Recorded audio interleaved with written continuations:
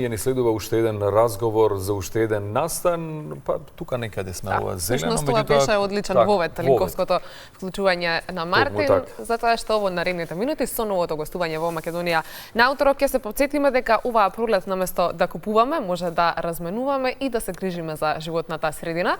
На 18 април од Центарот за истражување и информирање за животна средина Екосвест беше организирана и одржана третата поред Екотрампа на Тиго Дајмиго, така што во наредните минути дознаваме како поминал самиот настан и всушност третата поред Екотрампа како се одвивала, колку за овие години се зголемува јавната свест, граѓаните пред се да учествуваат на вакви настани, но сепак и во секојдневието да сме повеќе свесни за тоа како влијаат нашите активности и акции кои што секојдневно ги правиме.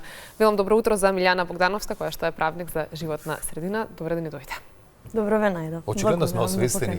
Гледате колку организации и вие искоментиравте, веќе сите станавме зелени. Сега искоментиравме тоа. Да, тоа е за пофалба, навистина. Можеме од ден на ден да слушаме се повеќе за настани, активности што и младиве сами ги превземаат уште од средношколски денови. Значи освестени сме. Не целосно, ама одиме натаму, се надевам. Така и да го започнеме разговорот. Трета поред Екотрампа, што се смени за овие 3 години всушност, колку ваквите настани, кампањи кои што и вие како Екосвест ги имате, допринесуваат за зголемување на јавната свест, меѓутоа и за поголема присутност на граѓаните токму на вакви случувања. Меѓутоа ова е интересно, на Тиго Дајмиго, интересна иницијатива. Да. Буквално на Тиго Дајмиго. Тоа е действието на самиот настан. Многу помалку од 3 години. Ова е трета Екотрампа, но започнавме во ноември минатата година, 2025-та. Втората ни беше во февруари и сега на 18 април имавме третата, така што подинамично. Да, подинамично на 2 месеци ни беше првичниот план, но како што гледаме дека интересот расте, а навистина расте, тоа ги покажуваат бројките на посетеност на самата Екотрампа. Планираме секој месец веќе да го воведеме, да ја воведеме оваа практика. Самиот настан представува буквално таа размена. Се што имаме дома имаме многу, верувам, од предмети, алишта, книги, модни додатоци, мали електрични уреди, може секој учесник да ги донесе. Вообичаено воспоставуваме правила, например, до 3 или 5 максимум предмети и ги носат на регистрација граѓаните и за тие предмети што ги донеле си земаат назад, односно си одбираат од другите учесници еквивалентно на бројката што ја донеле. Како се случи ова како дојде до идеја за еден ваков настан? Јас работев во Сплит, Хрватска, во исто невладина организација, која што долги години, таму на вистина веќе 10-15 години, ова е секојдневие на спличани би рекла. Ми се допадна настанот, бев постојано учесник на истиот, и се врати во Македонија кога започнав со работа во Екосвест, дадов идејата зошто да не го оформиме и тука, да видиме како граѓаните ќе реагираат и реагираат на вистина одлично, затоа што гледам дека и други иницијативи постојат низ Скопје, па може и низ другите градови, тоа трифтање сега во мода, но разликата помеѓу Екотрампа и тие останати се што тука е се бесплатно. Навистина сакаме да го промовираме одржливоста на максимално ниво, воопшто не се вклучени финансиски средства, дури и имаат можност од нас да испијат еден бесплатен безалкохолен пијалок. Всушност, самата идеја е старите предмети да добиваат нов живот, а меѓутоа има ли правила во однос на тоа какви предмети се носат и во каква состојба треба да бидат предметите? Сега, ако даваме пред секој настан општи правила, тоа се некои елементарни човечки услови да бидат предметите, нели, ако се алишта да бидат испеглани, испрани, доколку се електрични уреди, сега ако не прифаќаме некој расипан, ги проверуваме на регистрација, но мислам дека идејата е јасна за сите. Како функционира целиот процес на размена? Што се случува? Дали има некој посредник или сепак оставени се, како му доаѓа, учесниците сами со себе, да. Во јануари го оформивме нашиот еко-волонтерски клуб и целиот настан е префрлен сега на наши 8 волонтери, од душа 9 од последнава екотрампа ни се приклучи нов волонтер, за кој што сме навистина горди, така што цела организација е префрлена на нашите волонтери. Волонтерите се распределуваат во просторот, двајца се на регистрација, каде што ги пречекуваат учесниците, ги превземаат предметите, ги прегледуваат и ги изложуваат во просторот каде што се одвива екотрампата. Учесниците се влегуваат со празни раце, со купони во раката кои глумат пари, банкноти, и со тие купони си избираат други предмети и потоа на крај на регистрација, односно на одјава, покажуваат што земале, ги враќаат купоните, ги глумат банкноти и го земаат купонот за бесплатниот пијалок. Значи сепак имаат избор, значи имаат простор да разгледаат, а не мора. Да. Интересен концепт. Милјана, освен на размената која што сега го се случува и е основата на самиот настан, има ли едукативен дел или работилници за одржливи навики и одржливо живење?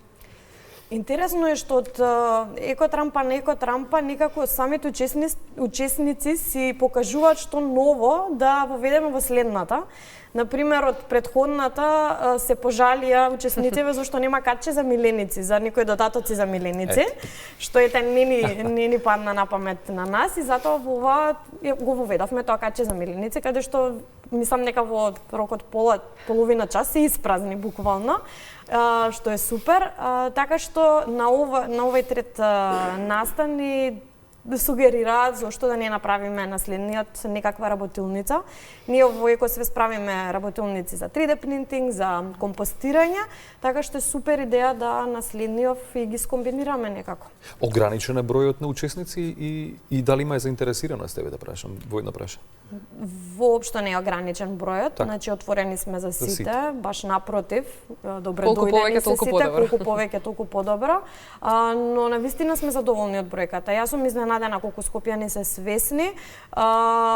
Можам да кажам дека околу 150 учесници на секоја екотрампа се редовни. Тоа не е мала бројка. Да, во рокот 3 часа се ротираат. А ќе се продолжи традицијата, односно ќе се прошири низ останатите градови од Македонија? Вие спомнавте дека има можеби некаде некои иницијативи, меѓутоа вие како организација ќе го проширите? Тоа ни беше идејата. Ние имаме локална канцеларија во Вевчани, така што сакаме да го започнеме процесот таму, волонтери имаме и таму, кои се заинтересирани и дај Боже, еве одиме чекор по чекор. Тоа би било регионално или само за Вевчани? Како? Само за Вевчани, но сме отворени секако доколку и училишта, тоа ни беше и следната идеја. Училиштата како помали заедници да ги мотивираат, посебено професорите да ги мотивираат учениците сами да организираат во училишниот хол, затоа што е навистина практично. Апсолутно. Колку ваквите иницијативи, освен што навистина помагаат во некои поздрави навики во секојдневието, односно одржливи навики, дали ова помага всушност и во намалување на отпадот генерално, еве на ниво на град Скопје, затоа што досега сте организирале само во главниот град? Колку се намалува отпадот со вакви иницијативи и дали доколку се почести ќе имаме и уште подобри резултати? Ние навистина се надеваме на истото, но да бидеме реални со ваквиов начин на управување на отпад во нашата земја, не можам да кажам дека целосно и директно влијаеме во намалување на целокупниот отпад во Македонија. Потоа, мислам, невозможно свесни сме дека сме луѓе и дека за еден ден или за 3 екотрампи ќе се промени целосната свест на граѓаните, па и на властите и слично. Но тоа што ме радува е дека секој треба да тргне од себе, дека со екотрампата се прави не само размена на предмети, се прави размена на идеи и енергија помеѓу истомисленици кои мислам дека можат само обединето да направат многу во иднина. Така што би рекла дека индиректно влијаеме со промената на навиките. Екотрампа е промена на навика. Дојди, види, почувствувај се убаво, ќе сакаш и повторно да дојдеш и полека ќе го сватиш, ќе сватиш суштината на истото, но директно влијание и намалување мислам дека доаѓа на многу повисоко ниво. Слушајќи ве вака, осеќа дека имате пријатна и убава атмосфера, рековте ќе добијате бесплатен безалкохолен пијалок. Што друго се случува? Има некоја атмосфера на забава, односно веројатно е придружено и со музика и целиот тој настан, или? Волонтерите, многу сум среќна што сите од волонтерите се дел од училишен оркестар. На третава Екотрампа се организираше во лабораториум. Тоа е добра локација за младите сега. И лабораториум нуди една сцена со инструменти, микрофони, кога волонтерите ја увидоа можноста, веднаш ја искористија и направија преубава атмосфера помеѓу сите учесници. Но и покрај тоа, сите нови што доаѓаат, постојано си разменуваме идеи, мислења и што може заеднички понатаму ново да креираме. Има можност за пријава како поддржувач во Екосвест, има можност да се пријават и како волонтери, што е чест случај. Учесниците, сега ми се наметна прашањето за возраст. Дали се помлади, постари или измешано, имате од сите... Буквално на флускула од 6 до 60. Што е добро. Има се. Да, буквално има се. Имаше последната Екотрампа многу дечиња, што доаѓа, па носе играчки, па не можеа да најдат еквивалент на играчката која донеле, па имаше плачења, па смирувања, ама во секој случај ги повикувам сите затоа што енергијата што се разменува таму е нешто посебно. На самиот почеток ни истакна дека си имала можност да собереш искуство од соседството, односно од Хрватска, освен Екотрампа, која што на некој начин е производ од твоето тамошно искуство и пример што си го видела, па сакаш да го имплементираш и кај нас. Што друго ни недостасува или можеби во што сме пак подобри во однос на секојдневните навики кај граѓаните? Што вели твоето искуство од таму? Покрај Екотрампата, мило ми е да нагласам дека го донесов и зелен телефон. Тоа е исто од невладината организација од Сплит, од моето искуство таму. Таму исто така работев како правен асистент во одделот за правна поддршка за решавање на еколошки проблеми. Кога се вратив тука,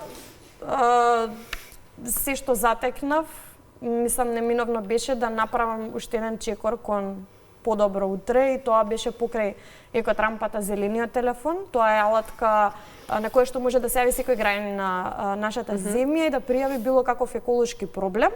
Преку зелениот телефон нудиме едукација на граѓаните, како тие сами да пристапат кон институција, односно до која институција да пријават определен еколошки проблем, но и од друга страна, доколку веќе превземале некои чекори, ние сме тука да ги продолжиме на поголема инстанца, доколку е потребно.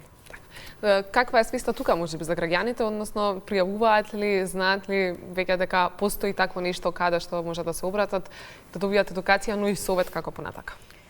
Јас навистина сум изненадена од граѓаните. Мислев дека донесе, но тие се обесхрабрени од институциите, односно од неодговорот на институциите кон нив.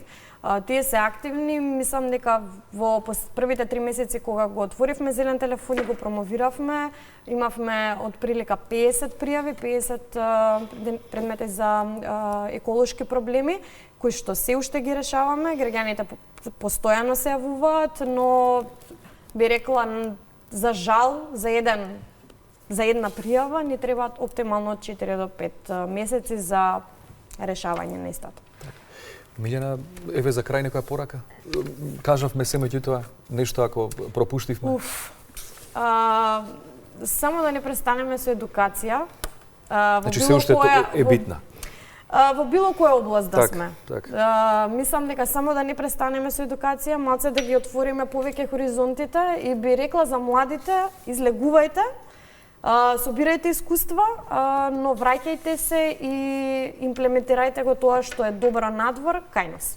Како во твојот пример и навистина сето тоа одлично на крај испадна спакувано во 2 проекти кои што функционираат и потекнуваат. Благодарам многу за издвоеното време. Утрово се надевам се гледаме наскоро. Не те прашав дали можеби има можност за најава на новиот датум за Екотрампа или се уште не.